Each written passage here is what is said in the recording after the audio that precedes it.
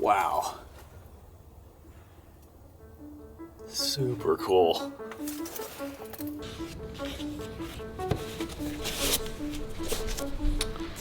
This was my favorite book as a kid. It's a story about a boy who runs away from home and stays out in the wilderness. He finds a hollow tree, burns it out to make room inside for himself and his forest friends, and it works out really well for him.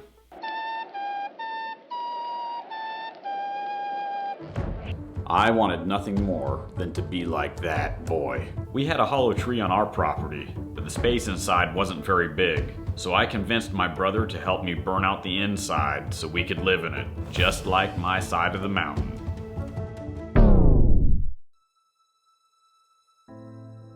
It did not go well, and it was only due to the timely intervention of our dad that we didn't cause a forest fire. Well, nobody died, but Dad was like, "So remember, only you can prevent forest fires." And then my brother and I stayed up all night extinguishing every ember in that tree. And my dreams of living inside a hollow tree died with the flames. For a long time after that, I thought that people living in hollow trees was just the stuff of fairy tales and children's books.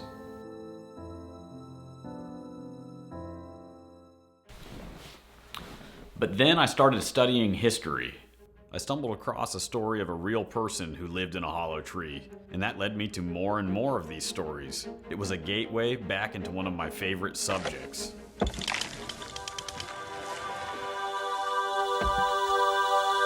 My boyhood dream was not dead, and these stories are even more amazing than my side of the mountain because they're true. I want to tell you about trees that have served as a refuge for fugitive soldiers, hideouts for escaped slaves, shelter for pioneers carving out a life on the frontier, legendary trees that had a supernatural effect on those that lived inside them, and many more. Let's go. Some travelers came across an enormous tree. Fantastic thing. And they said, never did anyone see such a tree. It was a family story. To fill those who behold them with awe and reverence. In the time it takes to grow a tree, you can grow a country. There once was a woman who lived in a tree high on a hilltop in Cincinnati.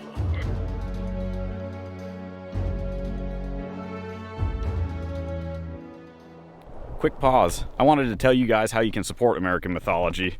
First off, I absolutely love making these videos. I'm passionate about preserving history and folklore, and there are so many good stories out there just waiting to be told. In fact, I'm working on a video right now, as you're watching this one, that I can't wait to get out to you. I'm really excited about it.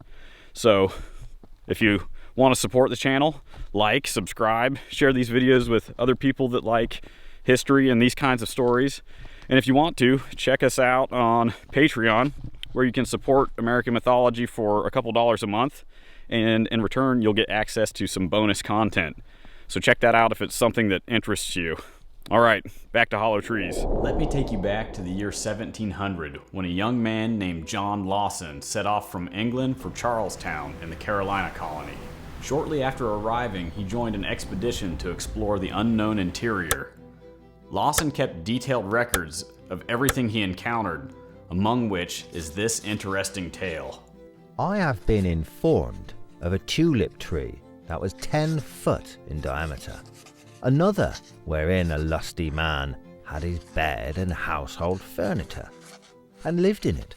This was the first in a series of stories of people living in hollow trees in the eastern United States. The reason that this was even possible was because trees in this region used to be huge.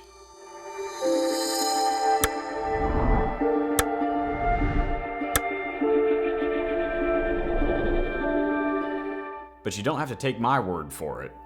On an expedition down the Ohio River in 1749, French explorer Father Bonecamp wrote, "We dined in a hollow cottonwood tree, in which 29 men could be ranged side by side. And George Washington wrote about two massive trees when he visited the Ohio Valley in 1770. Just as we came from the hills, we met with a sycamore about 60 yards from the river of a most extraordinary size. It's measuring 45 feet round. Lacking 2 inches, not 50 yards from it, was another, 31 feet, 4 inches round.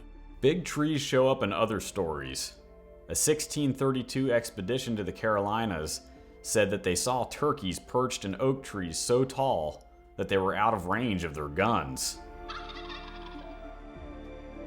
And Daniel Boone made a 60-foot dugout canoe from a tulip poplar. Remnants of these ancient forests are rare, but they exist.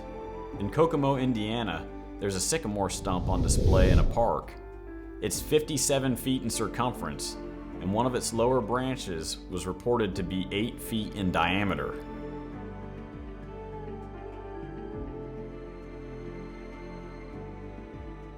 The original tree stood 100 feet tall and is reported to have been 800 years old.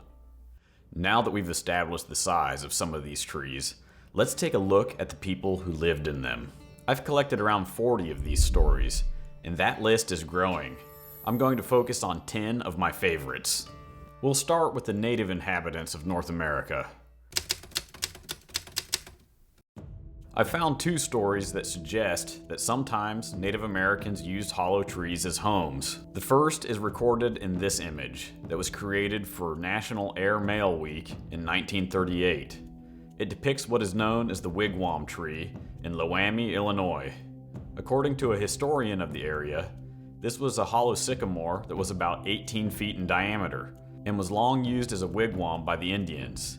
It was safe when there were only Indians in the country, but some vandal claiming to be civilized set fire to it and burned it down.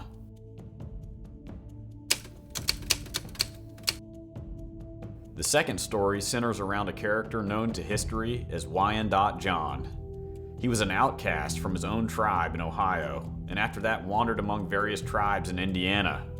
He lived in what is now part of Indianapolis, in a hollow sycamore log that lay under the bluff and just above the east end of the National Road Bridge over White River. On the upper side of this log, he had hooks on which he rested his gun. At the open end of the log, next to the water, he built his fire.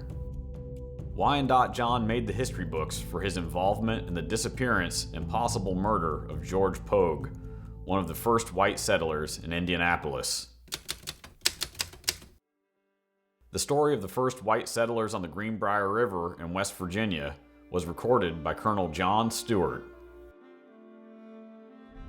2 men from New England of the name of Jacob Marlin and Stephen Sewell took up residence upon the Greenbrier River. But soon, disagreeing in sentiment, a quarrel occasioned their separation, and Sewell, for the sake of peace, quit their cabin and made his abode in a large hollow tree. In this situation, they were found by General Andrew Lewis in the year 1751. Mr. Lewis, finding Marlin and Sewell living in the neighborhood of each other, inquired what could induce them to live separate in a wilderness so distant from the habitations of any other human beings. They informed him that difference of opinion had occasioned their separation, and that they had since enjoyed more tranquility and a better understanding. For Sewell said that each morning when they arose and Marlin came out of the great house, and he from his hollow tree, they saluted each other, saying, "Good morning, Mr. Marlin," and "Good morning, Mr. Sewell," so that a good understanding existed between them. According to one version of the story, when asked specifically what they had quarreled about, Sewell answered, "Why about religion?" The writer claims that one man was a Presbyterian and the other was an Anglican. A description of Sewell's tree was recorded in 1901 by author William Price. The lower part of this tree bore a striking resemblance to a leaning Indian teepee. The cavity could shelter 5 or 6 persons, and I have been in it often for shade or shelter from rain or heat. At the top of the cone, 8 or 10 feet from the ground, the tree was not more than 20 inches in diameter, and at that height was chopped off about the year 1839 to avoid shading crops. Thus the stump was left, a great convenience for shade or shelter, until it disappeared during the war, being probably used for a campfire. During the French and Indian War, Samuel Pringle and his brother John were soldiers in the British garrison at Fort Pitt. In 1761, they deserted and found employment with a trapper named John Simpson. More hunters were moving into the area, so these three guys decided to head west for better hunting and to avoid being arrested as deserters. They made it as far as the Horseshoe Bend in the Cheat River, where the party separated due to a disagreement. That sounds familiar. Simpson found his way down to the area now known as Bridgeport, where he lived in a hollow sycamore and trapped along a creek that now bears his name. The Pringles settled in what is now Buchanan, and they also lived in a hollow sycamore tree. They lived there for 3 years, until the autumn of 1767, when they were down to their last 2 charges of gunpowder. John went back to civilization for a supply of ammunition. While there, he learned that the French and Indian War was over, and that it was safe for them to come out of hiding. John went on to settle in Kentucky, but Samuel settled permanently on the Buchanan River and became a prominent citizen of that era. The original Pringle tree, as it is called, had a cavity 12 feet in diameter, and even though it's long gone, you can visit the 3rd generation Pringle tree growing from the same root system as the first one.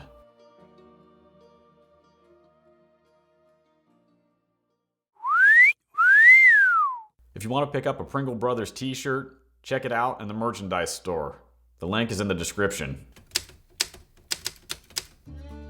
And then there's the story of Daniel West, a man who settled in what is now McMinnville, Tennessee, in a huge hollow poplar with his big white steer, which he rode around.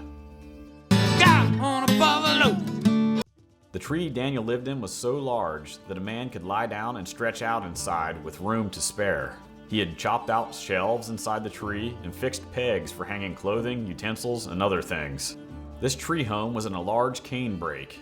Daniel made pipes from the roots of laurel growing along the riverbank and made the stems from the canes around his tree home. Harlan County, Kentucky has an intriguing tale about one of its early settlers, a German named George Burkhart.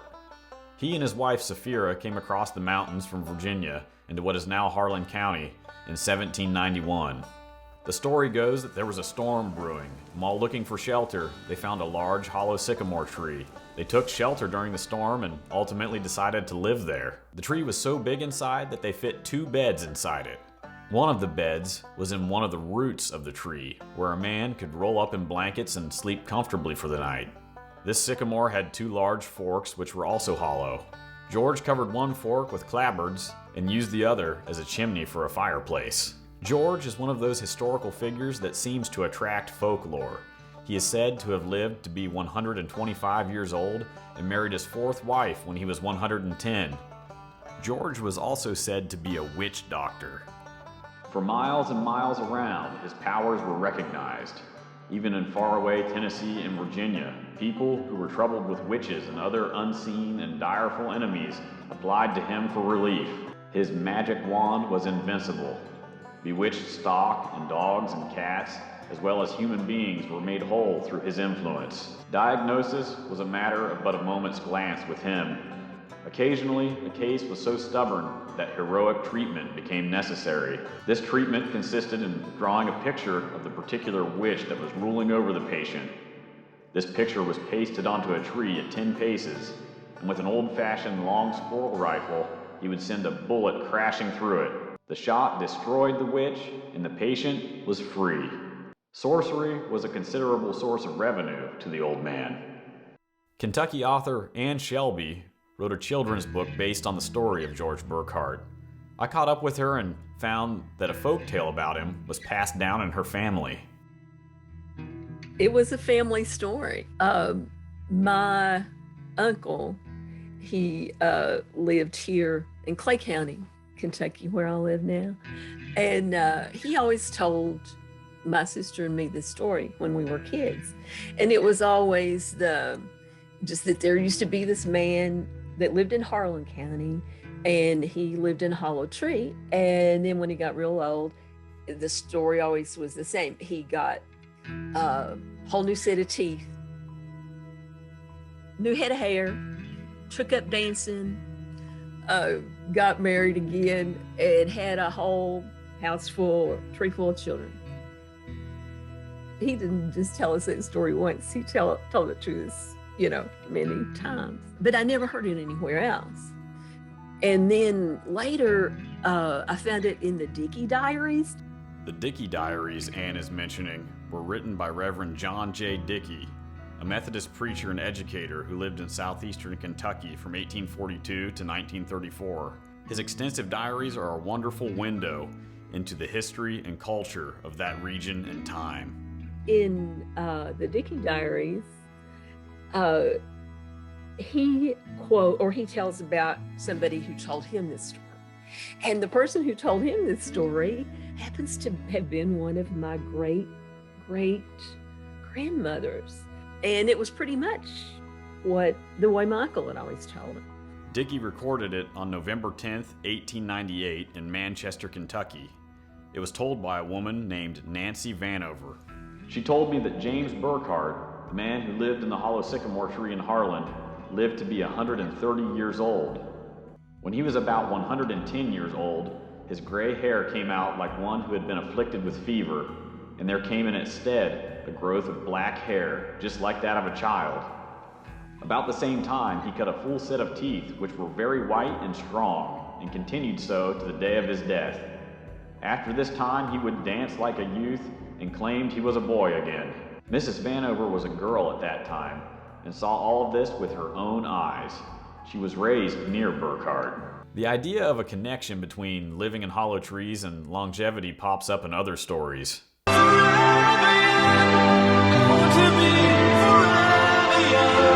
In Pike County, Kentucky, there's the story of David Cecil Mounts, who settled in a sycamore tree near the mouth of Peter Creek, and his wife gave birth to 2 children in this tree. One of these children lived to be 112 years old. These stories are reminiscent of the tale of Saint Simon Stock, an Englishman who lived in the 13th century. According to legend, he retired to the wilderness and chose for his dwelling a great hollow oak tree. At length, in the 100th year of his age, having a call to France, he sailed to Bordeaux, where God put an end to his labors. This also contains echoes of the mythology surrounding the wizard Marlin, who, according to some stories, aged backwards and was imprisoned inside a hollow oak by an enchantress.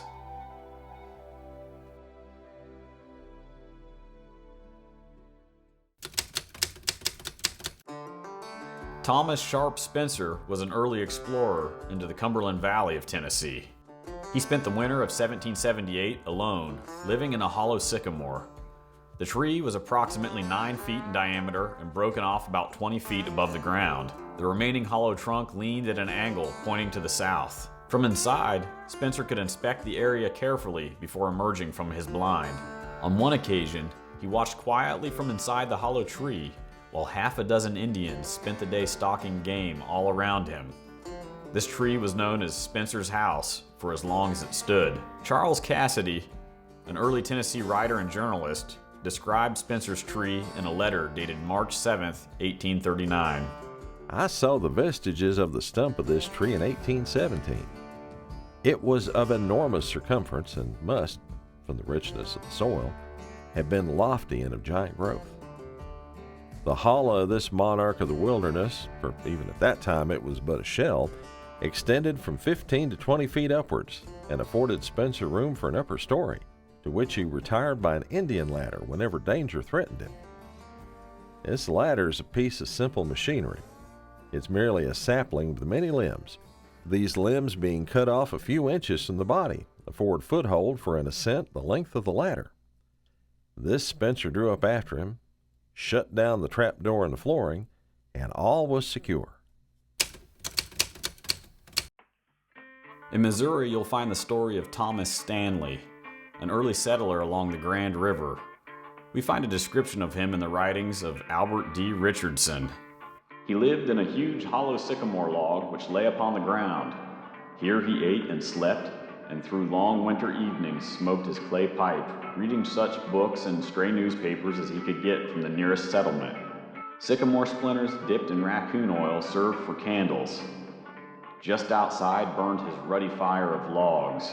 When the smoke blew into his eyes, as it usually does in camp, he would get up and roll his unique dwelling around on the other side of the blaze. The legend of a woman who lived in a hollow tree is part of Cincinnati folklore. According to tradition, her name was Ida Martin, and Mount Adams was originally called Mount Ida in her honor. Ida was a washerwoman for the soldiers stationed at Fort Washington in the late 1700s.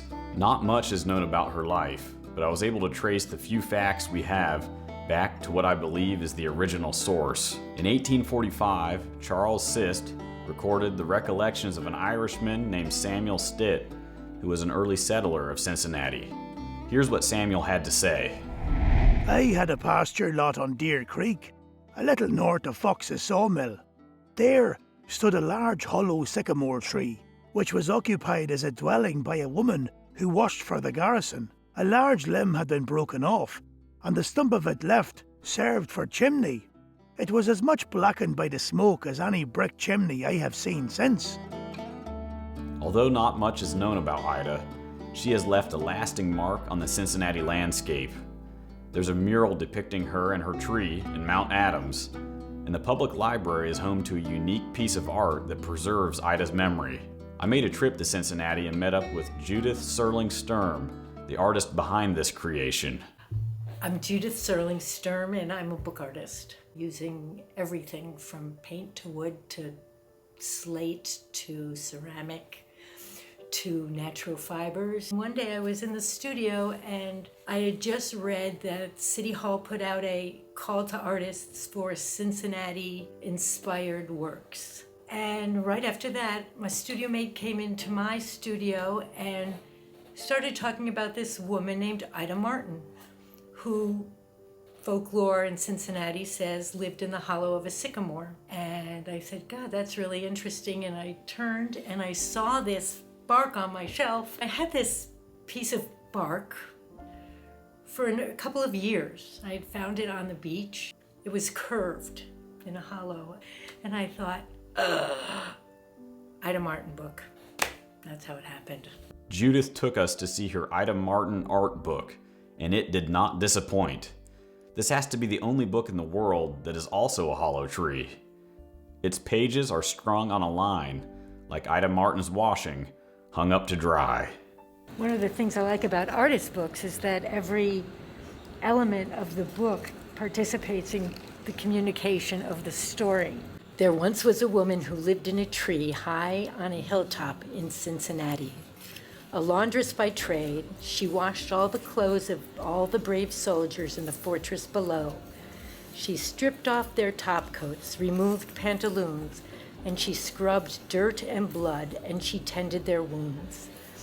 Now homes crowd the hilltop, the fort history, and more word of the laundress remains mystery.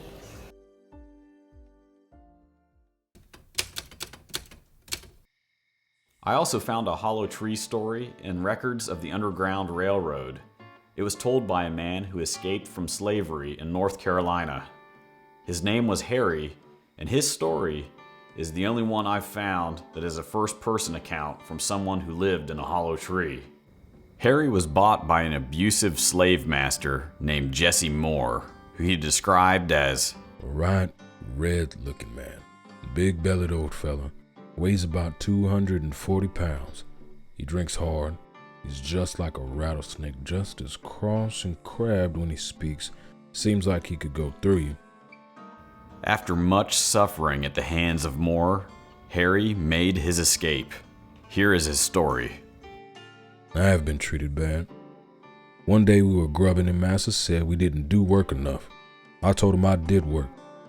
At once Massa plunged his knife into my neck, causing me to stagger. Massa was drunk. He then got his gun, called the overseer, and told him to get some ropes. I said, Massa, now you are going to tie me up and cut me all to pieces for nothing. I would just as leave you would take your gun and shoot me down. In a great rage, he said, go. I jumped, and he put his gun and snapped both barrels at me. He then set his dogs on me, but as I had been in the habit of making much of them, feeding them and such, they would not follow me, and I kept on straight to the woods. It was the last of August a year ago. I stayed in the hollow of a big poplar tree for 7 months. I suffered mighty bad with the cold or for something to eat. Once I got me some charcoal and made me a fire in my tree to warm me, and it like to kill me, so I had to take the fire out. One time a snake come to the tree, poked its head in the hollow and was coming in, and I took my axe and chopped him in two. While in the woods, all my thoughts was how to get away to a free country.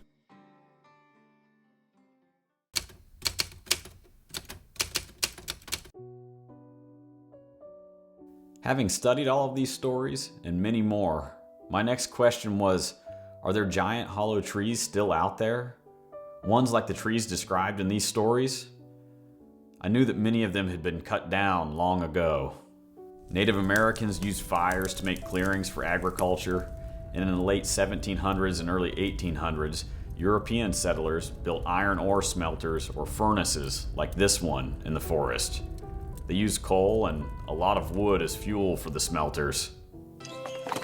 The iron furnace was ravenous for fuel, consuming 5,000 to 6,000 cords of wood in a typical year. In addition to this, shade from the forest prevented the grasses needed to raise livestock from growing, and also kept the sun from reaching the ground where crops were planted. To remedy this, settlers did what was called hacking or deadening, where they would girdle the trees. They cut a strip through the bark near the stump of the tree so that the tree would die. Then, as the dead trees deteriorated, they would clear the stumps out of the fields. As industrialization happened in the late 1800s and early 1900s, there was a logging boom. Lumber boom towns flourished, and logging railroads allowed access to remote sections of wilderness. During this period, logging and fires destroyed almost all of the old-growth forest in this region. But I had hoped that somehow, somewhere, a forest giant or two may have managed to survive. And I knew just the guy to talk to about it. I probably have been involved with at least 15 or 20 new state champions. Mark DeWorth is an outdoor enthusiast who runs Big Trees, Ohio, a volunteer group that combs the woodlands of Ohio, documenting giant trees. Yeah, I'm looking for the biggest of all species. I asked Mark what kind of big trees are most frequently hollow. First and foremost will be American sycamore and then eastern cottonwood, but that's also because they're growing along lowlands, riverbanks, river valleys, so a lot of times they have to sit in water a lot of times of their life, and when they do, the innards get soft and mucky and eventually start coming out. I know a lot of people think, oh, should it be cut down? Is it going to die? No, look up. When you look up and you see full canopies, the trees are perfectly fine. It's their outer cambium layers, all their strength, the outer 6 or 7 inches, and they just keep packing on that to build the strength up to hold the canopy up, and that's just their nature. I wanted to know if Mark thought there were hollow sycamores out there that live up to the sizes recorded in these stories. You know, I have found so many unknown trees already in the state. Sycamores, lots of them. I've barely dented the surface, and I know that where there's river valleys, where there's creek valleys, where there's private land, farmland, that there are sycamores hidden out there way in the back off the roads that you don't see, that are guarantee bigger than anything that we even have in the state on record right now. With Mark's help, I was able to visit some of these trees, and let me tell you, they are breathtaking.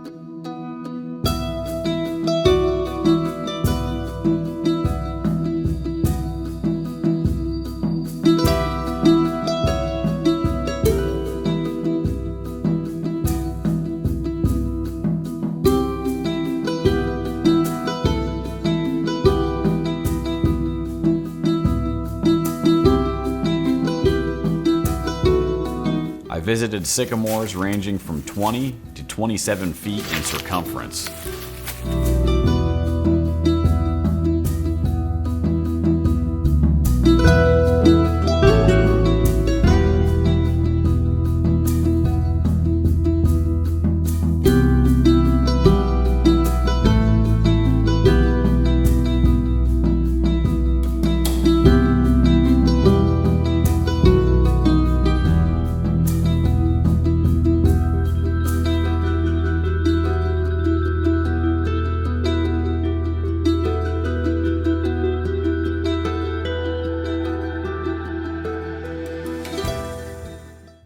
interest in hollow trees had taken me on quite the journey, but after hunting down all of this history and visiting these trees in person, there was still one thing that felt unfinished to me.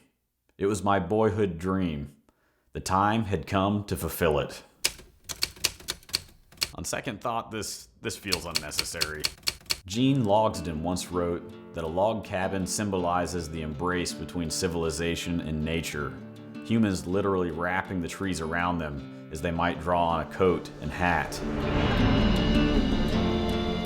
If that's true, then sleeping in a hollow tree is a return to something primitive, accepting the embrace of something ancient on its own terms.